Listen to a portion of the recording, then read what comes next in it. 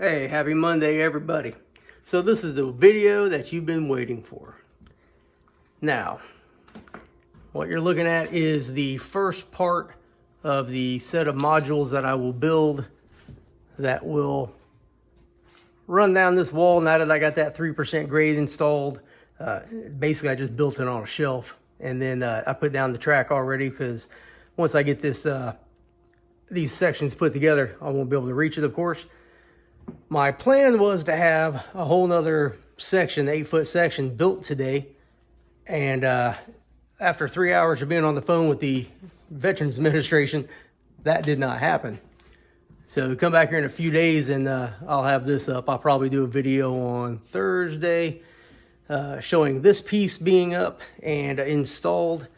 I will do a video, or at least I will show you how I use my curve tool, which is essentially a long stick with some holes in the end that I put the pencil or the ink pen or whatever, and I mount that into my tripod, and I use that to make my curve. And I'll do that as part of the video because I'm sure everyone has a different method, but usually when you start talking about curves, people start asking a lot of questions. It's difficult, and you know, sometimes it's just a straight pain in the ass. But the plan is it'll come off the gate, go about maybe 6 inches, and then the outside track will be a 48-inch radius curve, and it'll be about 2 inches from the wall, maybe 3 inches from the wall. And then it'll just run, all 3 tracks will run down the edge paralleling the wall. And then about right in this area, they will kind of zigzag over a little bit to clear the area that will be open back here, and there'll be a little backdrop so you can't see all that. I also had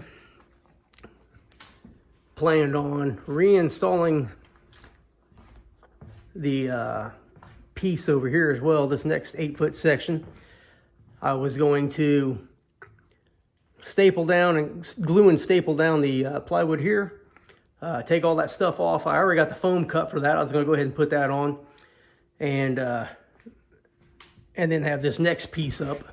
I got the plywood to put on there, and then I can start working on this other section running down here. I think there's 1, 2, 3, 4 more 8-foot sections to build, and then I'll be at the corner, and then the corner is going to be like a custom piece, and I gotta kind of see how it's all going to sit there and get my measurements right. So I'll build both sides, and when it comes time to build the corner piece, I'll build it to fit. A little bit of customization there. What I forgot to mention the other day was, and you may have seen this in the video, I got the wooden frame around the window frame. And what that is literally a frame around the frame that will hold a piece of plywood like this that will be painted sky blue, so that it will cover up the window so that you don't have the window behind the layout. But the bottom of the window will still be accessible, so I can open that up and get some fresh air in here. Same thing for that side. And once again, 3 hours with the VA prevented me from doing all the things that I wanted to do. But tonight is a huge, huge night. If you're not a basketball fan, I'm sorry, but I am. Well, at least every February I become a men's college basketball fan. So I am really excited to watch this UConn and Purdue game tonight. See them two big dudes going at it. That's going to be great. That didn't sound gay at all. See them two big dudes playing against each other. So over here, we're going to talk about a couple of things here. I posted some photos of this on the Virginian and Ohio Historical Society Facebook page. And I was talking about how I didn't like it, and I was really not happy with it. So I ended up taping it off again, redoing the white stripe along the sill at the bottom. I modified the nose stripe, and I'm happy with it now. The more I look at it, you know, in the video that you're watching here, it doesn't look as dark as what it is, you know, the way I see it with my naked eye. And you can see the RS11 behind it. The blues are just a little bit different. which, you know, that's fine. I'm okay with that because I use 2 different color paints for one, but on the prototypes, the paints always fade differently, and you got rust spots and you got some weathering and stuff like that. And I use some Conrail locomotives as inspiration to weather the top there. So I'm still working on them, but they will be highly detailed and ready for viewing in May at the Spencer, North Carolina Model Railroad Show. And that'll be at the North Carolina Transportation Museum. So if you're going to be around that area on the 18th and 19th, come on out and say hello. I'm not sure what I did with my tripod, so I'll pause it right now. All right, that didn't take long. So what you're looking at here is a fantasy locomotive that I painted maybe a year or so ago. It's one of the first ones that I created. And I don't remember having this locomotive in any videos, but that don't mean that I haven't done it before. But since I'm OCD and I can't just have one of something, I have 2 of these painted up. 6/29, which is my wife's birthday, and 6/14, that's the birthday for the United States Army. And I'm pretty happy with the way this one looks. And like I said, it's one of the first ones that I did. So I'm going to do a little work to it and get it ready for display for next month as well. And let's start showing you some cool stuff here. So my buddy Greg wanted one of these RP E4D slug locomotives, and we did a little swap. He gave me some stuff that was nostalgic to me, you know, that I had when I was a kid, and I bought this, and I'm building this for him. I'm not sure who makes this. I think it's like CMR Products or something like that. I think it's a resin cast, and so I pulled it out and started working on it the other day. The previous owner had put on the grab irons and the stanchions, and I had to modify the frame to fit the proto trucks that are underneath of it.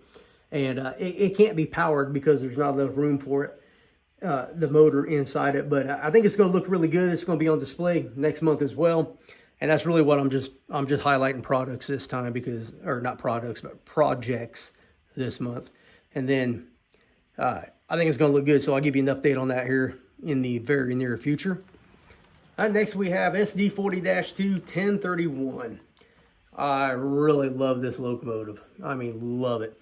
It's about 95% complete. I have MU cables to put on the front. You got the air hose to put on the front. It needs a snow plow on there, and then it'll be finished. This is a dummy for right now, but in the future it will get a motor, as the trucks have the gears in them and all that stuff. It'll get DCC sound. And I would do a couple of things different. I did not think that I could fit the red V&O Herald, or the Virginian Herald, on the front and still do a yellow stripe on the front. But looking at some other photos of like Frisco SD40s and SD45s, SD40-2s, I mean, if you change the yellow to the red and the black to white, I mean, it would look just like a Frisco locomotive. So I'm using that as an example. So my next ones will come off the steps here and then wrap around the front. That should leave enough room for that Herald. My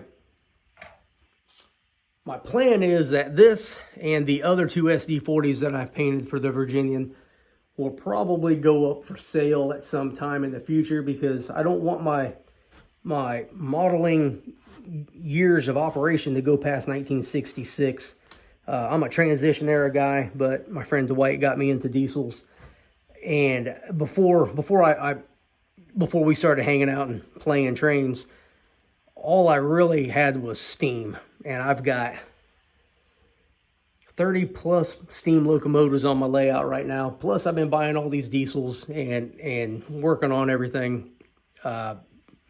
So I guess I've changed my years from, instead of being from 46 to 59, now I'm like 46 to 66. So the SD40-2 came out in the summer of 1972. And I painted them just because I couldn't find any Cato SD40s. But I believe that Ather makes a straight SD40 now. So I'm going to backdate a little bit.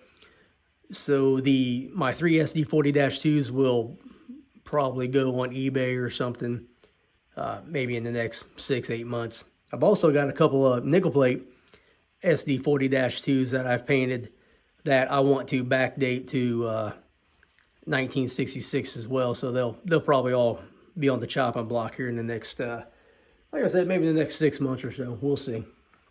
We'll see. So the second SD40 is 1048. It's coming along. It's got a lot more work to do to it, so I will work on it as well. That's my custom 558 in an accurate intermediate paint scheme. The 559 is another RS11 that had the same paint scheme, and it was demolished in an accident in '63, I think. And basically what happened was the stripes on the long hood and short hood faded out so bad that they just painted that part black to save some money and left the multiple, I guess the thinner striped ends on there instead of going with the 3 thicker yellow stripes. But that might be on display, might not be. Now here comes the cool stuff. I may have to move the camera a little bit. So this is a fantasy car. It's a 300-ton heavy-duty flat car. This is a 3D printed hybrid kit bash project, and I'll show you why. So this main deck here is an Athearn car, or a Bachmann, because they're both the exact same thing, same tooling. I think this one might be a Bachmann because the Athearn that I had, someone had glued pipe or something to it, and when I took it off, well, first off, when I bought it, I didn't know the stuff was glued on there. I just bought it. But then when I got it, it screwed up the deck, so I didn't use it at all. But so this is a Bachmann deck. These are Athearn Buckeye trucks, and these bolsters are 3D printed. Now, I still have a lot of work to do to them, but they're coming around. If you can see, I've added stirrups, I've added grab irons, and the brake wheel. I've also added these perforated walking areas. I can't remember what they're called. I think walkways or gangplanks or so. I don't know. Or a gangplank. But I have a brake apparatus to put on here, and then a little bit of piping to put on. And I think it's going to look pretty good. And this is the only side I've done so far. If you model certain types of cars, you will be able to see the wheels and the axle in the front. So what I started doing was the first wheel, I will paint the insides of the wheels and the axle so that when you see it on the rails, it looks a lot better than, you know, that shiny stuff on the back. But I've also painted all the insides of the wheel, or not the insides of the wheels, the outsides of the wheels, and I'm really happy with the way that's looking so far. Still got a couple parts to put on, like the air hose. And I have a bunch of air hoses in a little package and I can't find them, so I ended up just ordering more. So now I fully expect to find the other bag, which will mean I will have a buttload of these parts in the near future. And I'm happy. I'm happy. So at least I will be happy.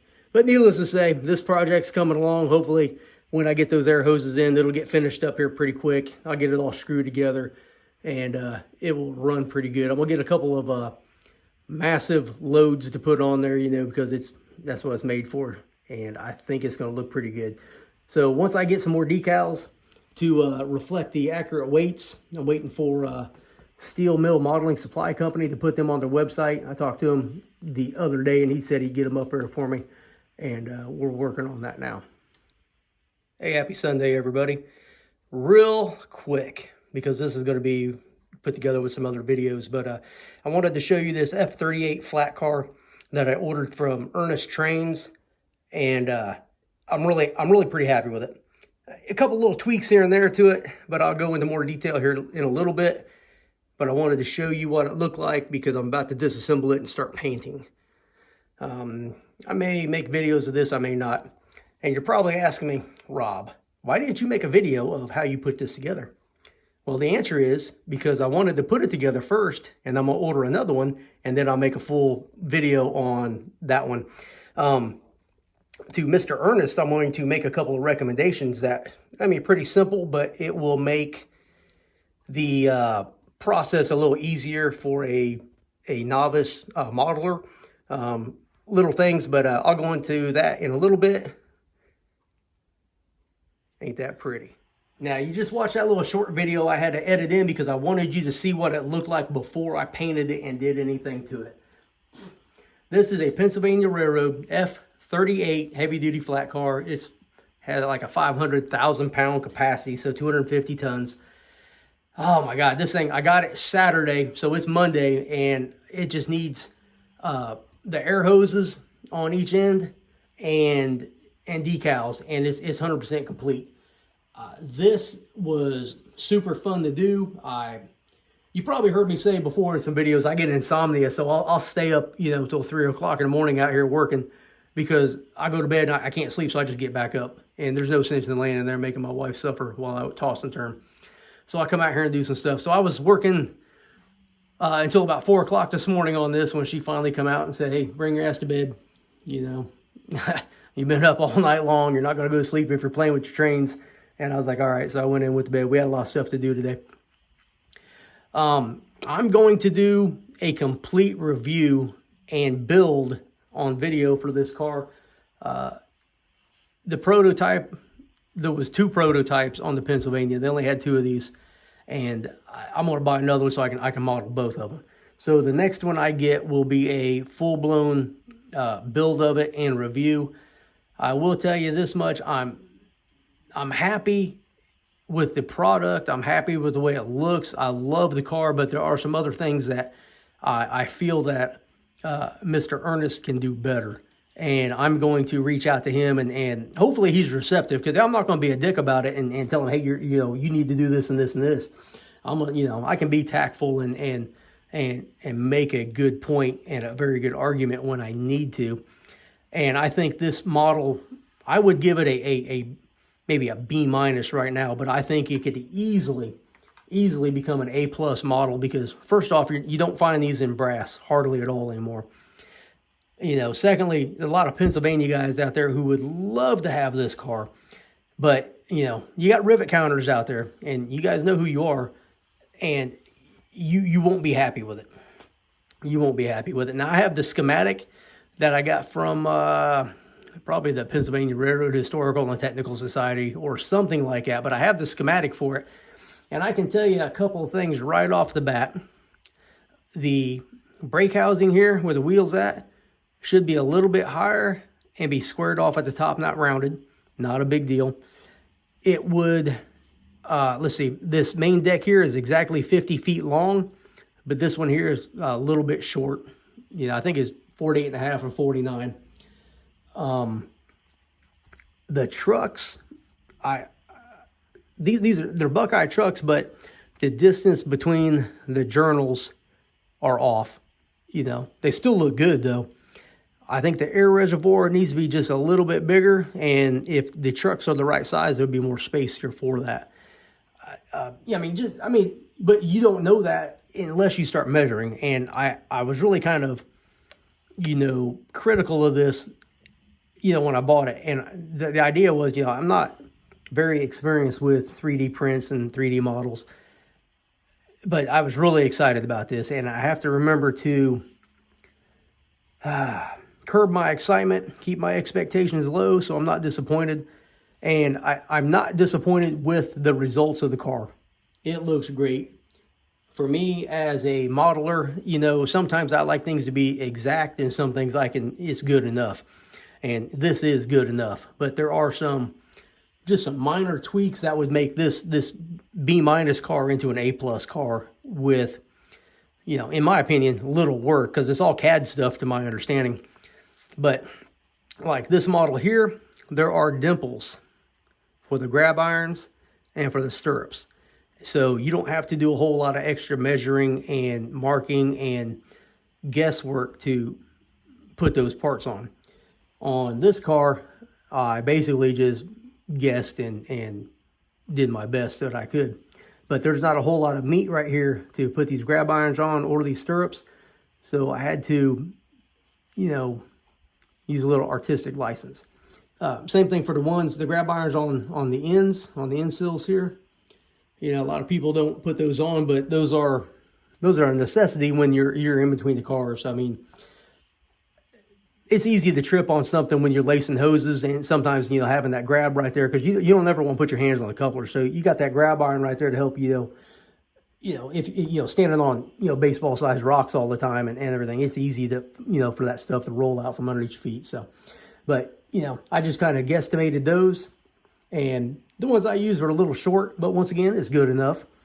I'm really impressed with this, and I hope Mr. Ernest takes my constructive criticism, positively, and because, I mean, there's nothing really negative about this car that I would say, at least not on video, because I haven't really found anything negative about it, besides those little tiny things that I mentioned. But one thing is, you're not going to be able to add weight to it. There's no space underneath. This whole deck is one 3D print, and the whole car put together with the trucks, the wheels, couplers, and everything weighs in at 3.2 ounces. And for this car, for this size, I think NMRA says it should be like 5.25 or something like that, 5.25, 5.5. But I put it on the head end of a fairly long train, ran it around the layout. I believe it had probably about 50 cars behind it, and it didn't derail, and that tracked real well. And I'm happy with it. I'm happy with it. So I'm not going to ever tell anybody to buy something, but if I'm buying a second one, you might want to. So it's called Ernest Trains, EARNEST trains.com. I think it's /shop, because if you just go earnesttrains.com, it's gonna give you an error because there's something to do with the code or something like that. But if you hit shop behind that, it'll take you to where all the cars are at. And there's multiple different Pennsylvania specific 3D printed cars. And this is one of many that I'm going to have on my layout, because depressed center flat cars and stuff like that, I like all that stuff. So it's coming soon. So I will document all that stuff as I get them here in the next 6 months. But right now my focus is this train show coming up next month. And then after that, it's going to be full speed ahead on bench work, foam, and products. And then I'll have to buy a whole lot of cork and a whole lot of flex track. And then I get everything set up and mocked up and make sure everything is going to work according to my design, and then start laying track. And, hopefully by August I'll be able to run mainline trains again in a loop, because I really enjoy just running trains and letting them run while I come out here and work. That's my music. It's kind of like my therapy, I guess you would say. But let's see. I think that's all I got. Oh, no, wait a minute. I got one more thing. So I mentioned this probably way too much, but I've been talking with Tony Custer, and he, he's famous for the Nickel Plate Railroad, and he's famous for, being an author and a modeler and all this other stuff. But he also had the Allegheny Midland, which was part of the Appalachian lines with Alan McClellan and I can't remember the other guy's name. He had the Virginia Midland, I think. But needless to say, I've been really kind of getting into this Allegheny Midland thing, because it just seems like it fits what I want to do with my model railroad, and I'm really thinking about changing everything over to Allegheny Midland and just modeling the Allegheny Midland. So in that spirit, I took a nickel plate Berkshire that I had an extra shell and tender, and I decaled them Midland Road for the Allegheny Midland. I'm still waiting on some decals to come out. Oh, speaking of decals, I got great news today. K4 decals, I think his name is Matthew. I discussed with him and Tony Custer making Midland Road decals, Allegheny Midland decals. And he told me a couple of days ago it'd be in May before we'd have any decals. Well, they are out on eBay today. So you have caboose and transition era decals for freight cars, and they're hot. I mean, they just came up today, and I got the message, and I already bought 3 sets. I think 10 or 11 sets have already sold, and I think he just put them up a couple hours ago. And there's about 24, 25 sets left. So if you are interested in modeling the Allegheny Midland, I highly suggest you get on eBay and go find K4 decals. You can just do a search K4 decals, HO scale, Allegheny Midland. It'll come up. Don't get confused with all the other scales. He's got TT scale, he's got G scale, he's got S scale, he's got O, and I think N and Z or something like it. He's got a whole ton of them, so just make sure you buy the right ones. And make sure you tell that guy thanks, because he knocked these out really quick. It's only been about 2 or 3 weeks since he started working on them. All right, so my 10-minute video, I've rambled on for probably 25 minutes now. I'm trying to make them shorter, but evidently either I'm an Irish car salesman or I'm a politician, because I just talk and talk and talk, and I don't think I talk about anything. But I would like to tell everybody that has watched my videos, thank you very much for watching. I greatly appreciate it. I love your comments. My supervisor Opie is out here. If my camera will turn, it won't. He's having a good old time. he's out here all the time. I had to give him back his chair, and I think I'm talking a little loud and disturbing him. But if you like my videos, leave me a comment, hit that like, hit that notification bell, subscribe if you haven't done so. Go watch another video, share the video, and great things are coming in the future here. So come back here in a couple of days and see what I do next. I appreciate everybody. Let's go. I don't want to say Purdue, but I'm kind of rooting for Purdue. So Purdue Boilermakers, since it's a railroad-related name, let's go Purdue.